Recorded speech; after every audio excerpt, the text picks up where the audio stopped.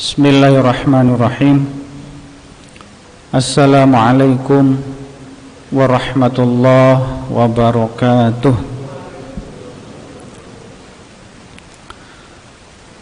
Alhamdulillah alladzi arsala rasulahu bil huda wa dinil haqq liyudhhirahu 'ala ad-dini kullih wa kafa billahi syahida.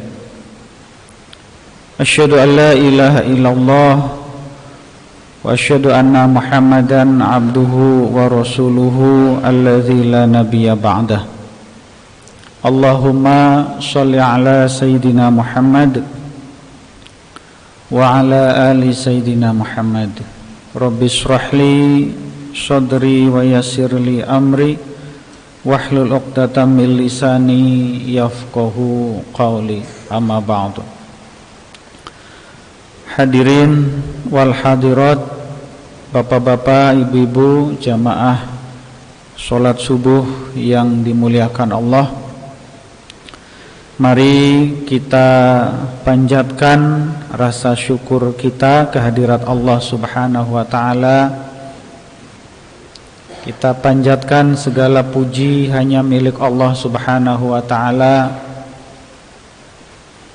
Allah yang telah menganugerahkan kepada kita kenikmatan yang tak terhingga, kenikmatan yang begitu luar biasa, yang terkadang saking banyaknya kenikmatan kita tidak menyadarinya.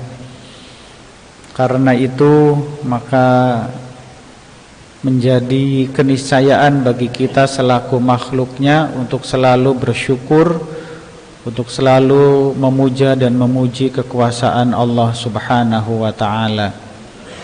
Sholawat beserta salam semoga terlimpah curah kepada junjungan kita Nabi Muhammad sallallahu alaihi wasallam, juga untuk keluarganya, para sahabatnya, para tabi'in, tabi'in, dan mudah-mudahan kepada kita selaku umatnya. Amin ya rabbal alamin.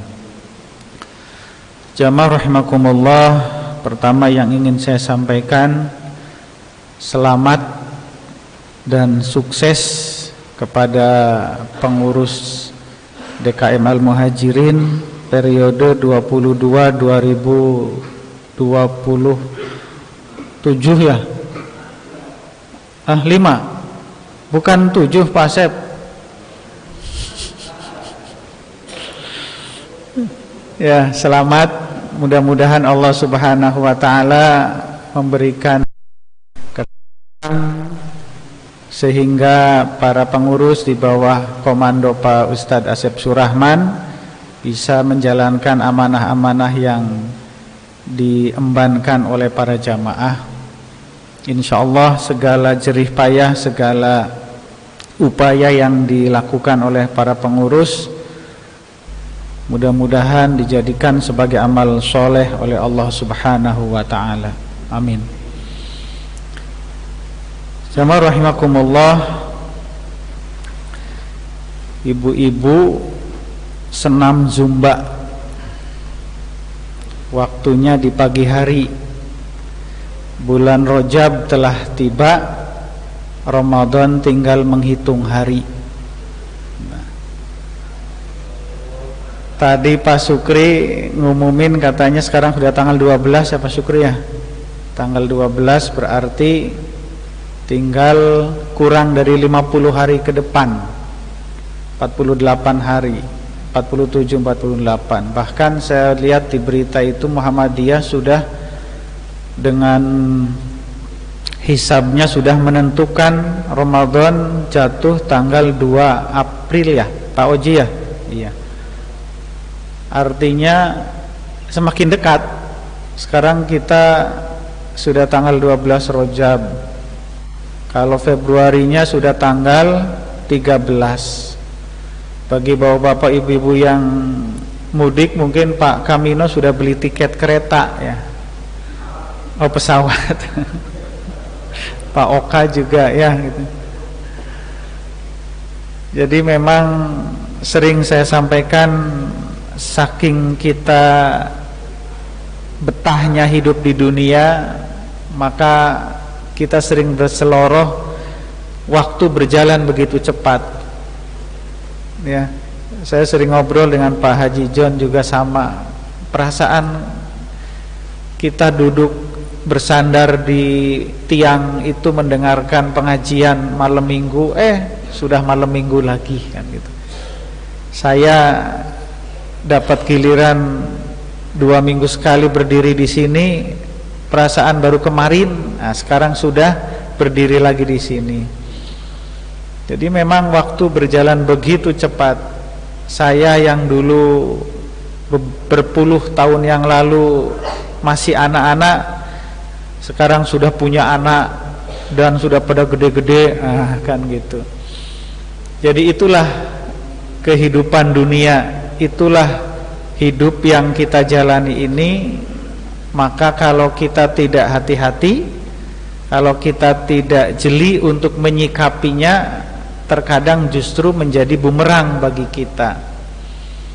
Yang idealnya semakin kita berumur, semakin berusia itu kita semakin baik, malah justru semakin kan gitu. Yang harusnya kita semakin rajin ibadahnya, maka justru ini pertanyaan-pertanyaan yang harus kita jawab.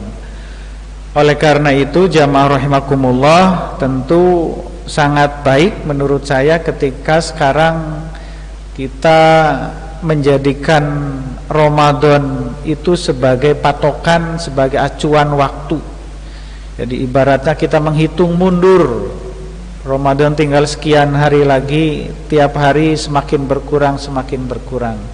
Artinya di saat menjelang Ramadan ini menjadi target waktu, menjadi target kualitas kehidupan kita yang kita jalani ini.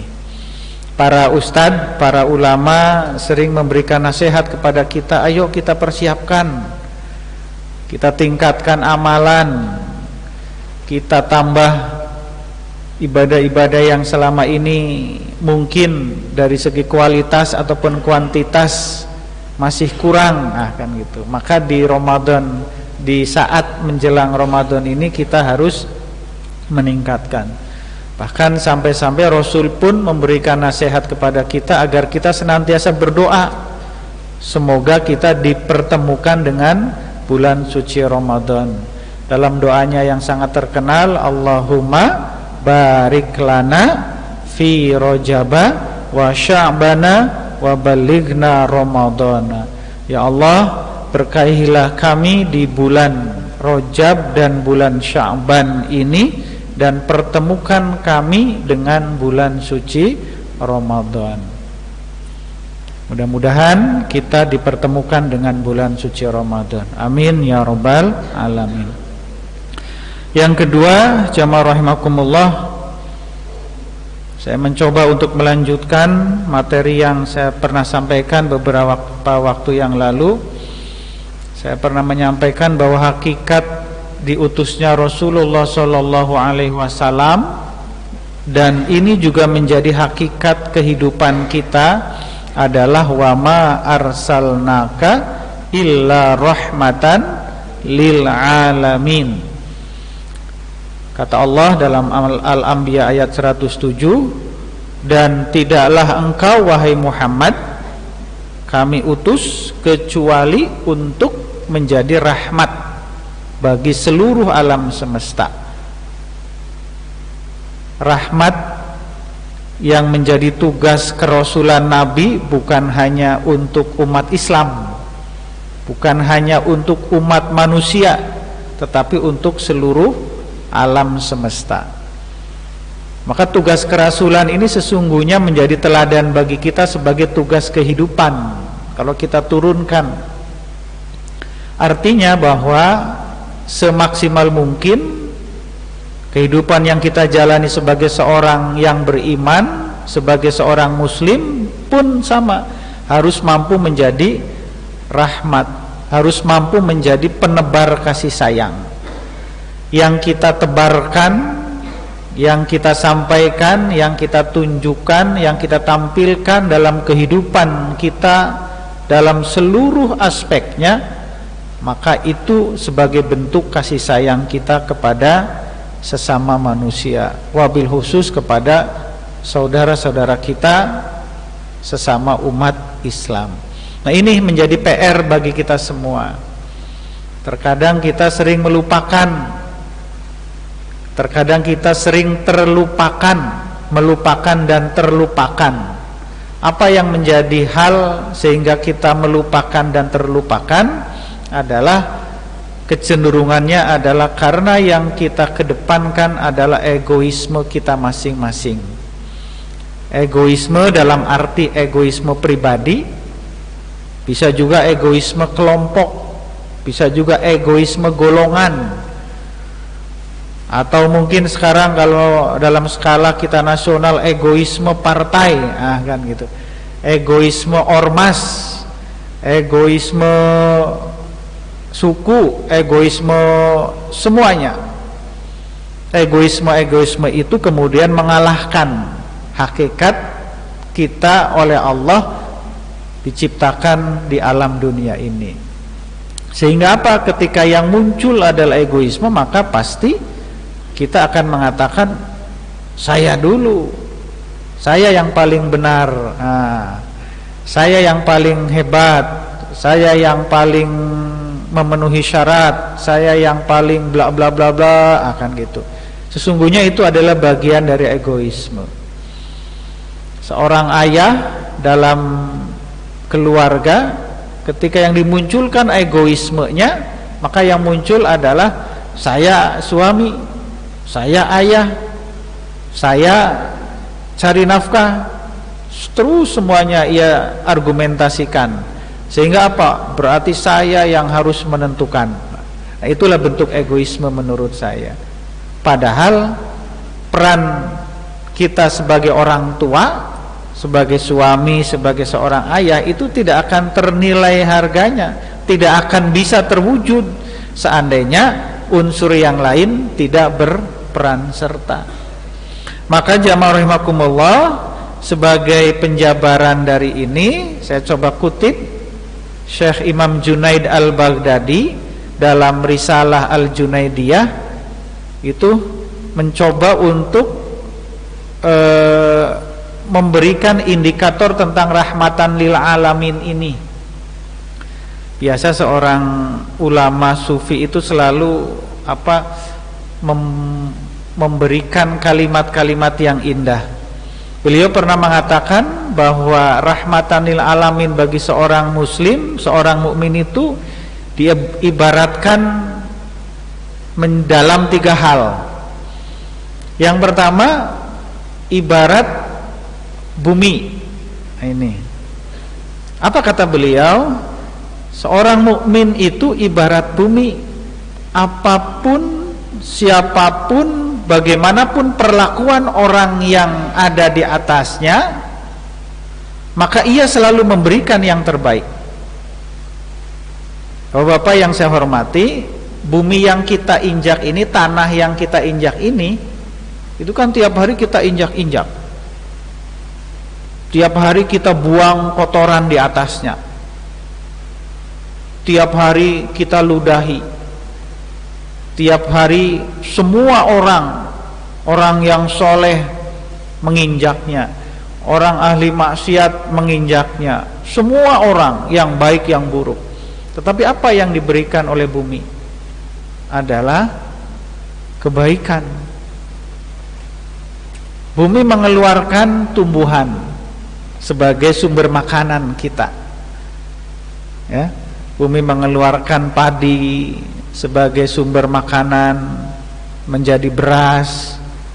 Kabayang kalau bumi nggak mau mengeluarkan beras, Pak Ligar khawatir. Tiap 2 minggu sekali di lapang ngaliwat make naon, kan gitu, ya.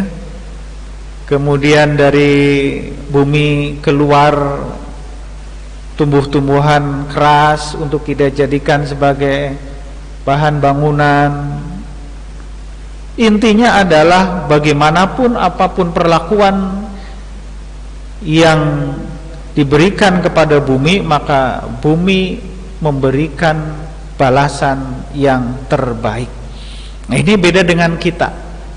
Kalau tadi adalah idealitas, maka realitas dalam kehidupan kita, kalau kita jujur, maka sangat berbanding terbalik.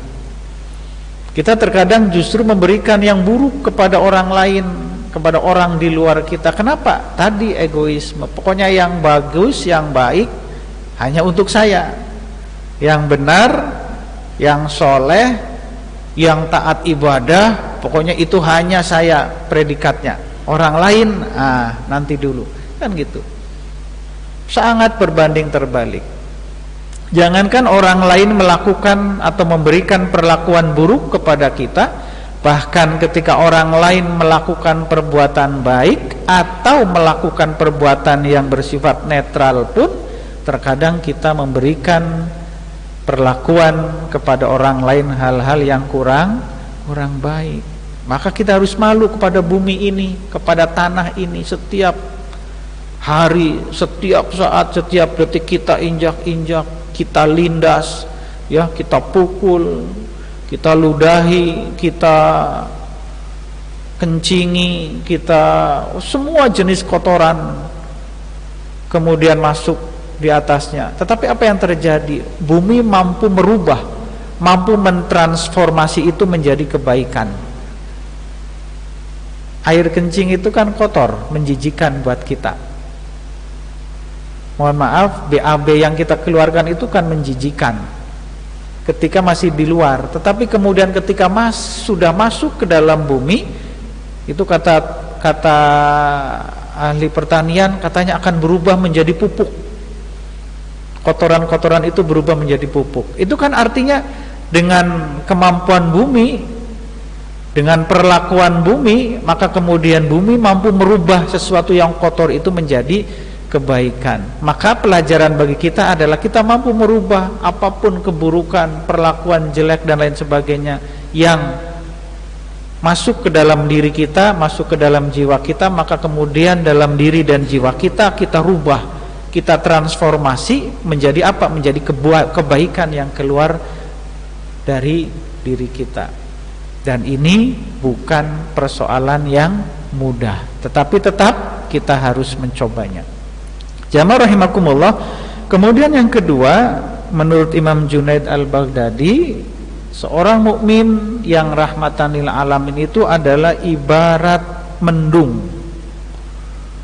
Dia menaungi siapa saja, tidak pilih-pilih yang ia naungi. Ketika panas, kemudian di atas ada awan mendung yang menaungi kita dengan bayangannya, maka kemudian mendung itu tidak milih-milih. Wah, ini orang kaya nih, kata mendungnya, ditaungi jadi nggak panas. Wah, ini orang miskin, nanti aja, akan gitu. Wah, ini orang ganteng nih, dinaungi. Wah, ini orang kurang ganteng, kemudian enggak. Nah, ini orang soleh, dinaungi. Wah, ini orang ahli maksiat. Tidak seperti itu.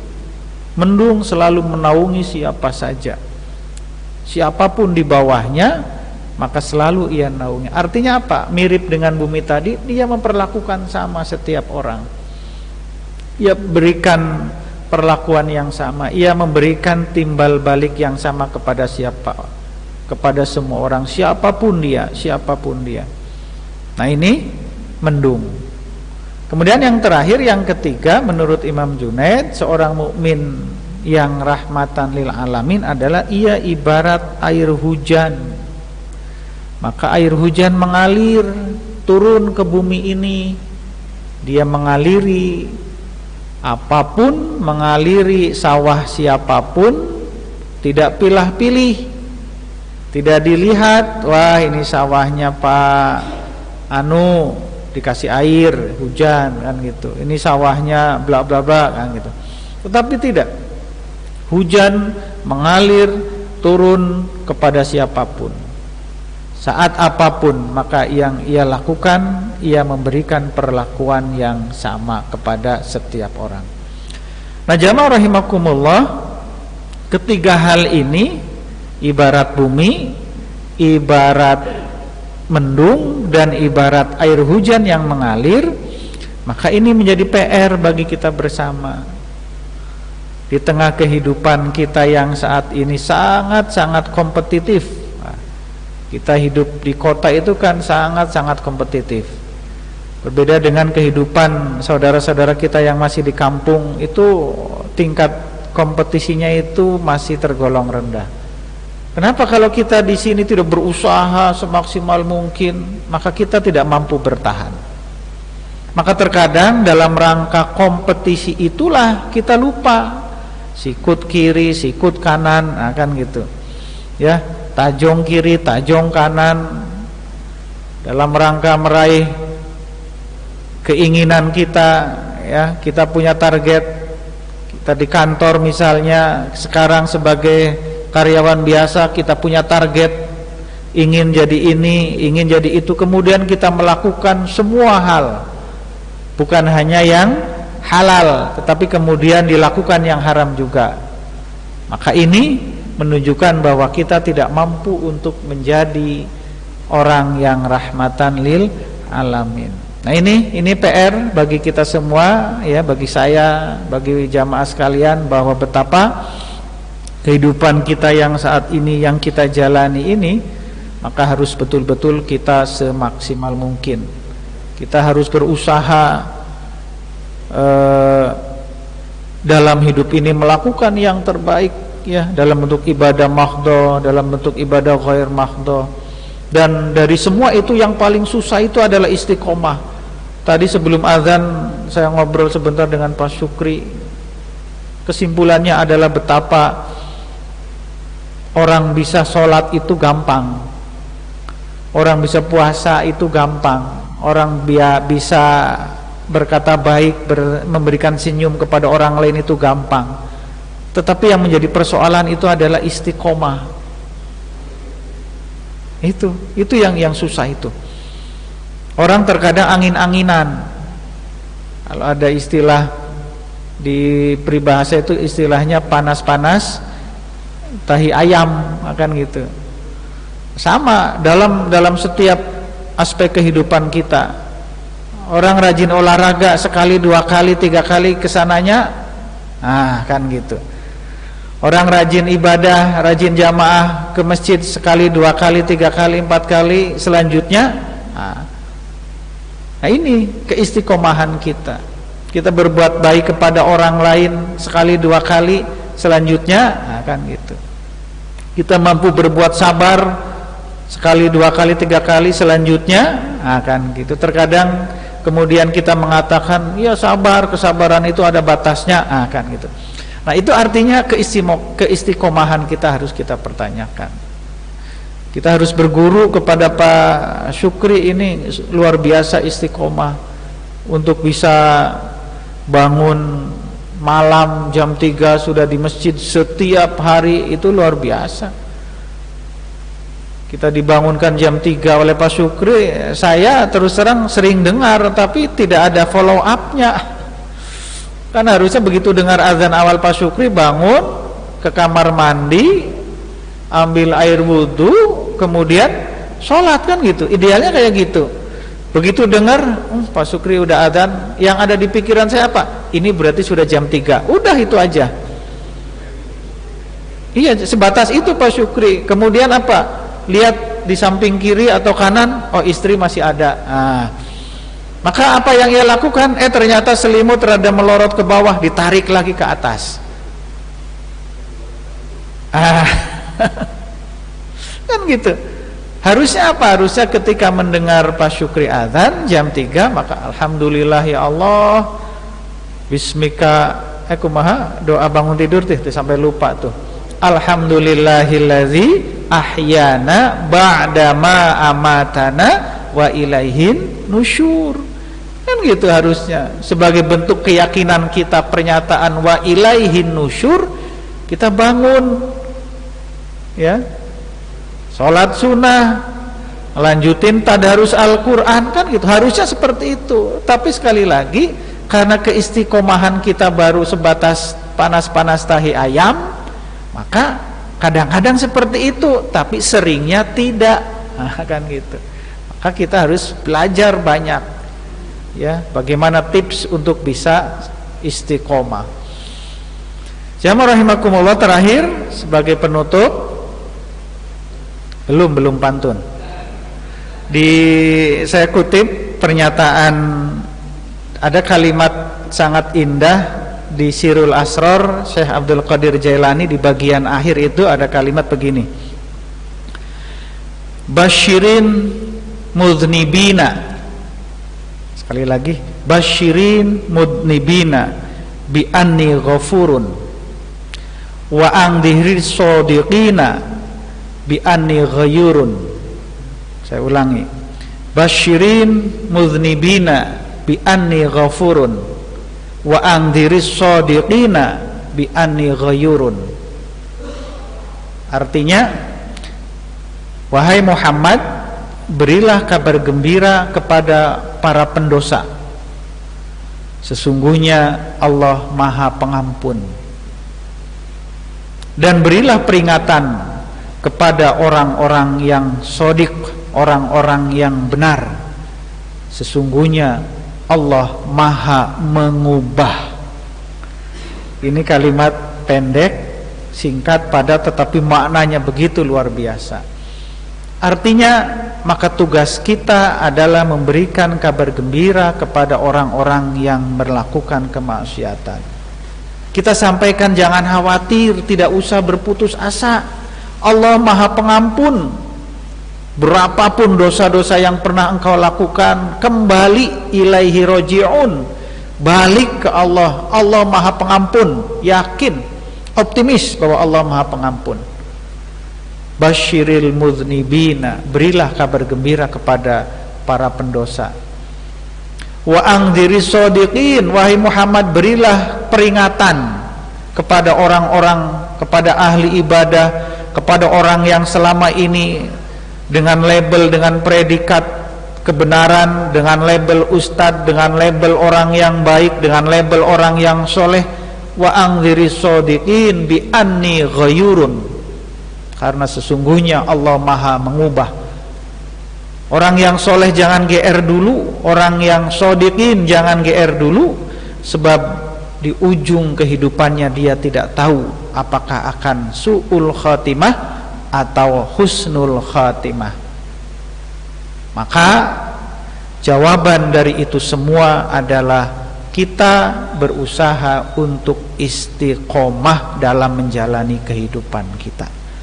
Mudah-mudahan jamaah rahimakumullah, kita diberikan kekuatan oleh Allah Subhanahu wa taala sehingga kita mampu menjadi orang yang istiqomah dalam kehidupan, dalam kebaikan. Terakhir, pantun. Teh Dian, mana si Abah ini? Teh Dian jualan selasih dan jus tomat. Cukup sekian, terima kasih, semoga bermanfaat. Assalamualaikum warahmatullahi wabarakatuh.